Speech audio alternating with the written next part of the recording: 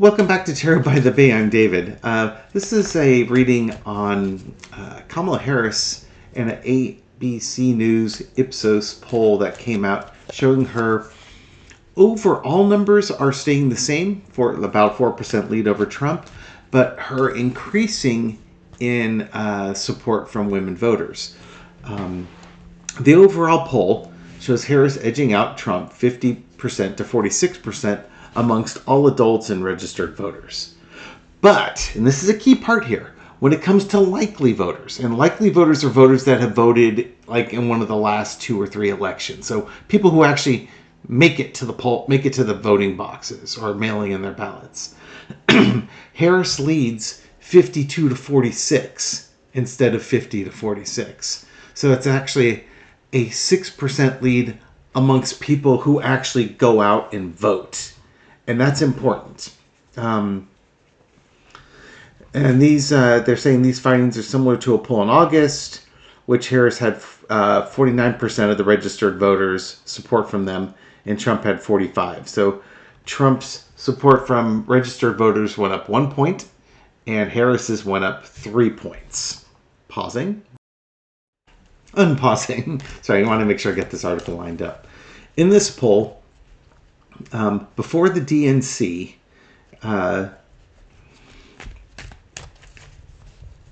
Harris was ahead of Trump by 6 points amongst women voters. That's now increased to 13 points. So 54% found Harris would support Harris versus 41% female voters who would support Trump. So women are making a difference there. Or she's making gains with women after the DNC. Trump does lead Harris 51% to 46% amongst male voters. Also of interest. Hang on. And this is an interesting bit in this here. The movement among women and men in this new survey occurred the most among white voters. Trump has a 13-point advantage among white women before the Democratic National Convention and now has a 2% edge. By comparison, the former president had a 13-point advantage amongst white men prior to the convention and now has a 21-point edge. So basically, Caucasian women are leaving Trump's camp, going to Harris's camp, and more men are going to Trump's camp. What can I say? The women are the wise ones and the men are the idiots. Mark it at the 3-minute mark. Okay, but I want to look at the energy around Harris's campaign and the support she's starting to get from women. It looks like it's snowballing up here. And I kind of want to look at that energy and how things are looking going forward. Okay, so come on down. Entertainment purposes only. Let's see what the energy is looking like around Kamala Harris and the support she's getting from female voters. Foundation of the reading is the Hierophant. Yeah, I'm not stunned. I think Kamala Harris has done a very good job of explaining what her government is going to do and what their policies are going to be. Whereas they can compare that with the GOP's vision of this country, a la Project 2025. How do you want the government interacting with women? And I think women are just, they're making, things are being spelled out to them in a very black and white manner that they understand. And it's about your rights being taken away. You know, it's not going to stop here. And women will suffer more than men. Minorities will suffer more than whites. The fact that we now have Caucasian women moving more and more towards Kamala Harris indicates that the message is getting through that while you may be white and you won't be the first to lose your rights compared to non-white people, you're also still a woman and they're still going to come for you.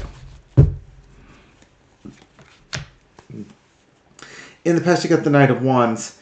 It's been a slow, steady decline of an assault on women's rights. It's been a slow, steady decline, which should have been building up. I mean, for God's sake, I remember in the in the 70s all about equal rights amendments and things along those lines, and women fighting for their rights. Again, I was young at that time, so I didn't have any perspective on it. I knew what was happening, but I didn't know the history.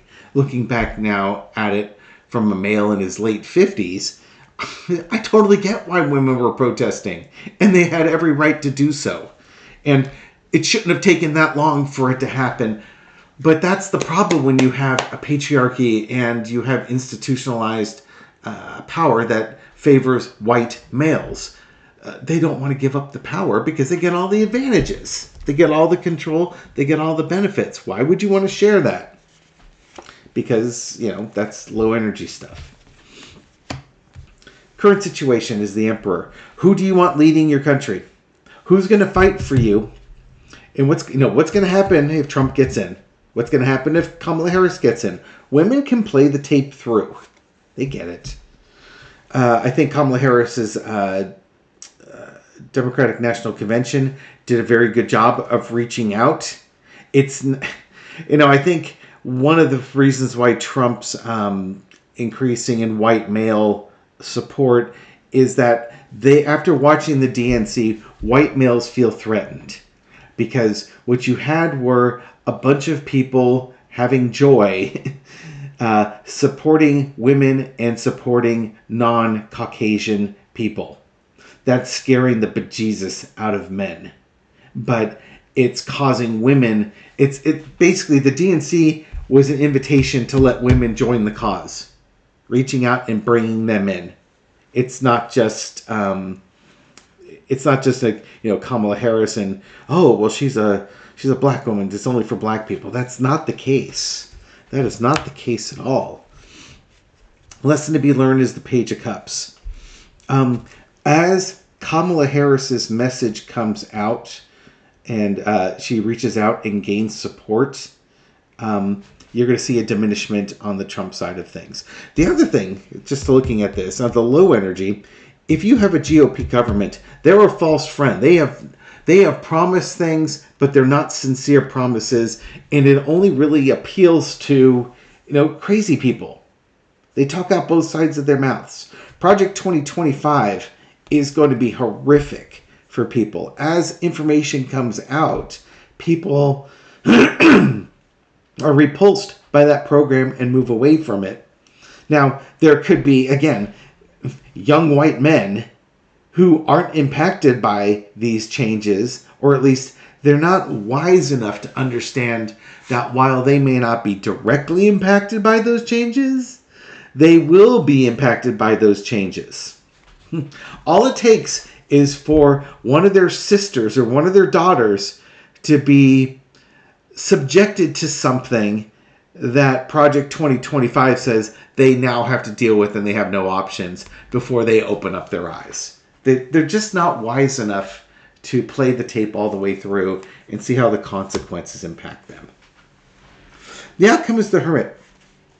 You will see, again, as more is revealed with Project 2025, as more is revealed showing Trump's connection with Project 2025, as more is revealed about Kamala Harris's character versus, we already know Trump's character, but as you find out more about Kamala Harris and Tim Walz's character, more and more women will be beating a path towards the Democrats. And remember also that these are polls done over a phone. You are not required to answer truthfully. The real truth comes out when you are alone in the voter's box, the voting booth, with your ballot in front of you, and you're ready to check the boxes. You can say you're going to vote for Trump and the GOP and read down the ticket all you want. When you're in that box and there's nobody there, and you can vote your conscience and you can vote your morals and your values, what are you going to do? Sometimes you have to say things to keep up appearances, but nobody's going to know how you voted in that box.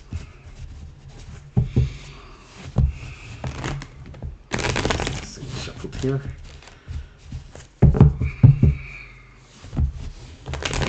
I'm stalling. I'm trying to think of my next question. I'll pause. Okay. The other question was going to be how young people are going to vote. Getting situated here. Michelle is talking to the cats in the background. I have to close the door, lest you hear the childless cat lady talking to her kitten and her cat. Okay. How are young people factoring in this? This poll. Do they talk about ages? I don't recall seeing anything about ages in here. Maybe it was on this next one. How fun! It actually has information on the poll. Invitations were sent to 4,335 panelists. About 2,500 completed interviews. 47 respondents were removed for skipping half or more of the questions.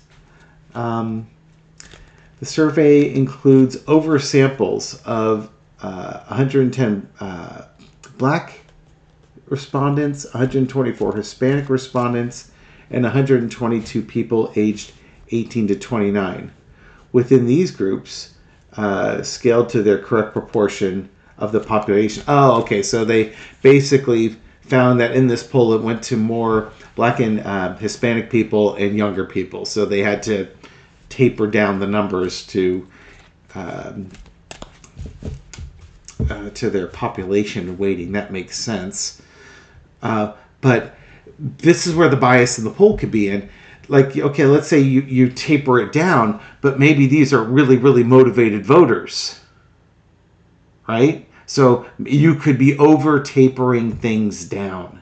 That could be why these polls are odd, because it assumes historical norms of people being disinfected, disenfranchised, and not showing up. Young people, for instance, tend not to go out and vote as often as older people, because younger people, they may not see the value in it. They may have other things. It's boring. They haven't read up on the subjects. They're not interested. Whatever.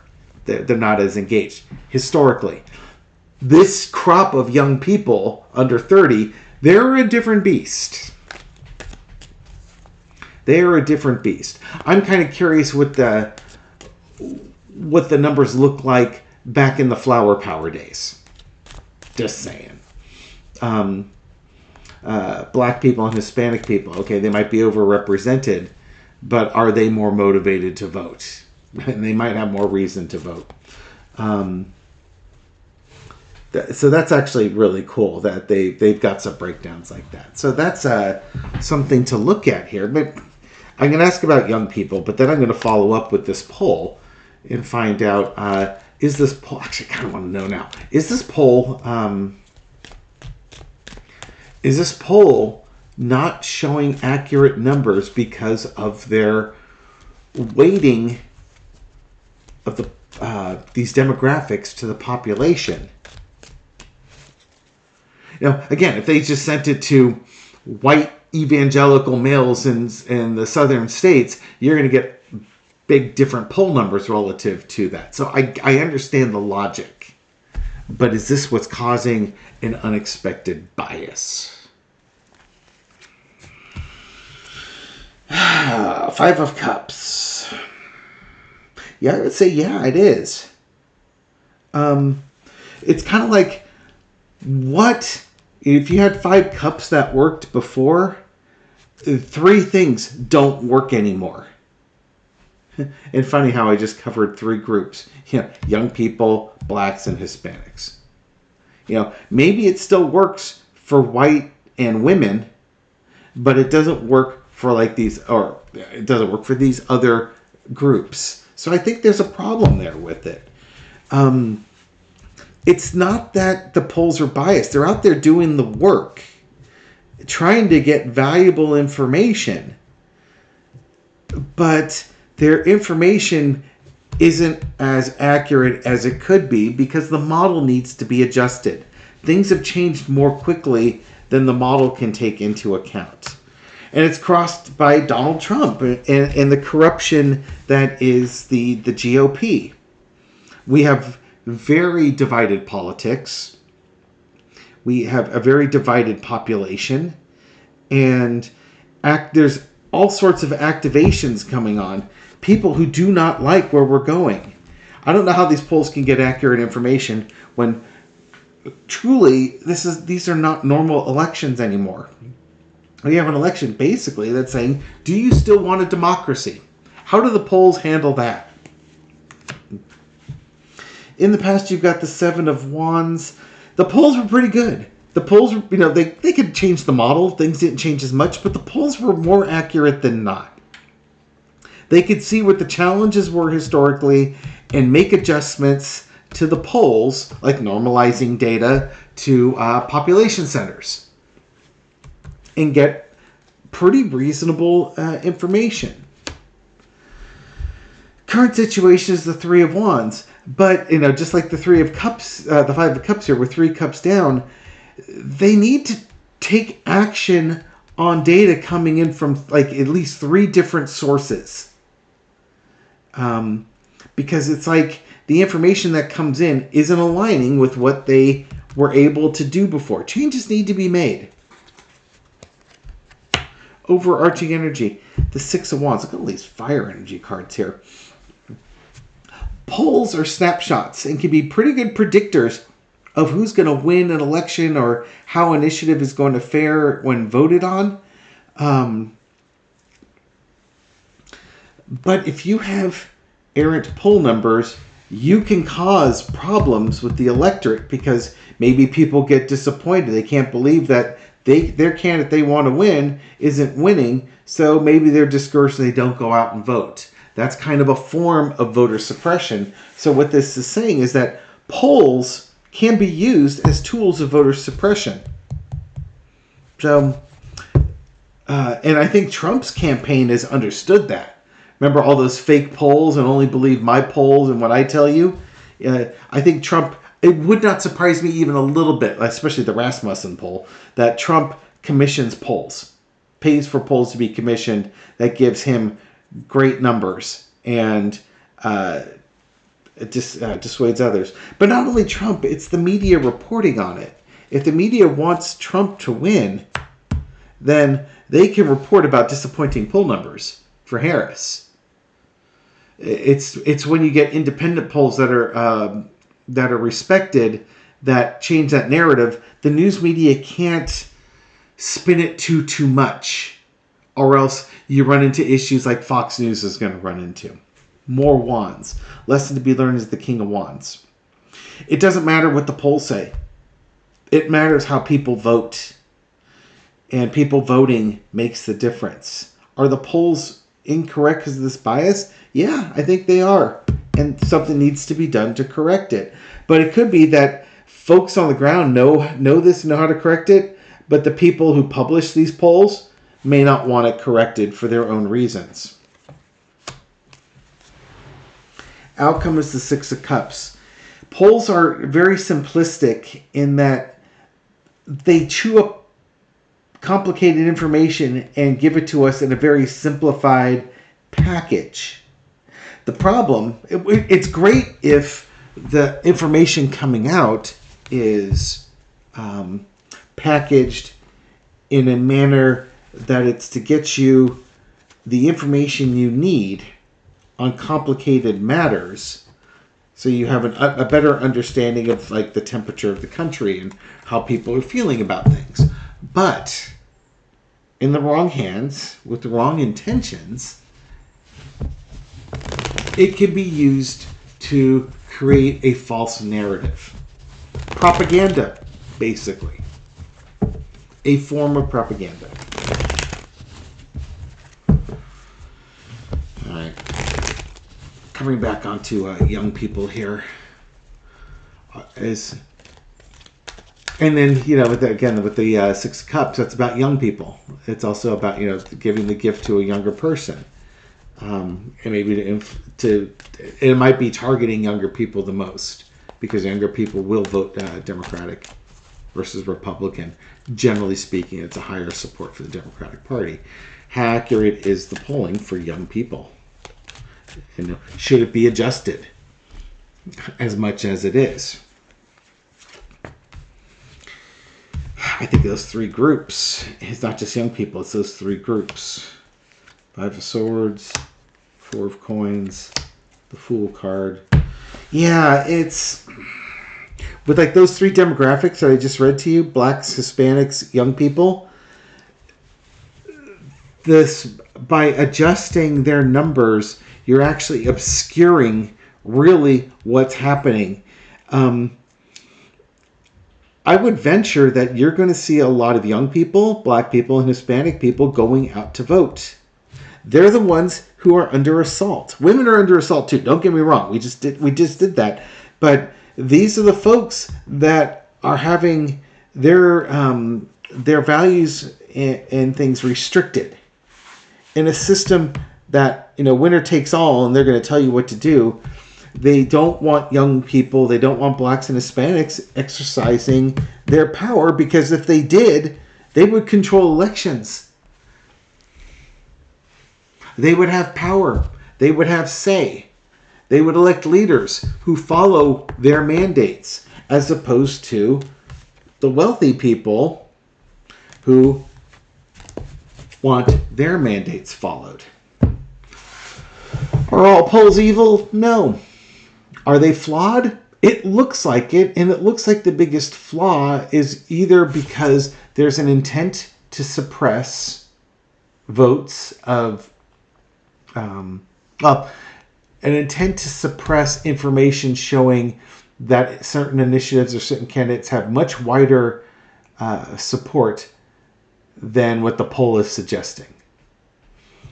And this can be done in a accidentally, because the historically what you've done with the poll isn't as applicable now, or it could be intentionally. And if it's intentionally, it's probably because there's an agenda that certain individuals want to propagate, and these groups that they are underrepresenting or undervaluing in their polls don't support the agenda that wants to be propagated. Where are we on this shirt? Oh, we're right here.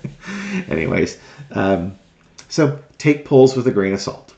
They can be flawed, and there are reasons why they can be flawed, both intentionally and inadvertently. Leave it at that. Again, this is for entertainment purposes only. Thank you for watching this video. I hope you found it insightful, and I'll catch you on the next one. Take care.